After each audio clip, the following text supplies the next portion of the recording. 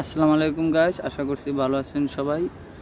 এই দেখুন আমার মরিচ গাছ, ঠিক আছে, অসংখ্য মরিচ ধরছে এই গাছগুলোতে। এখন আমি সার দিব। এখানে সার নিয়েছি, এখানে ক্যালসিয়াম, পটাশ, আয়রন, ইউরিয়া, জিপসার, হ্যাঁ, আরও 4-5 বোতল সার নিচ্ছি। এখন জৈব সার মিক্স করে এগুলো এখন গাছের গোড়ায় দেব আমি।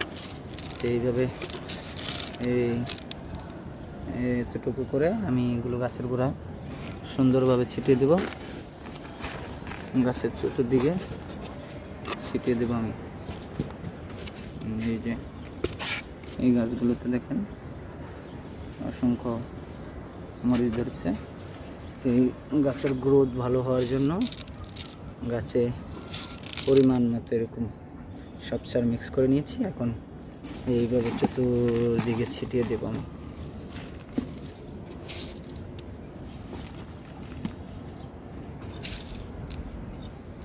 এগুলো এই গাছগুলো যে সম্পূর্ণ এগুলোতে তেমন একটা ফল আসেনি, এখানেও আপনার ভালো ফল আসছে।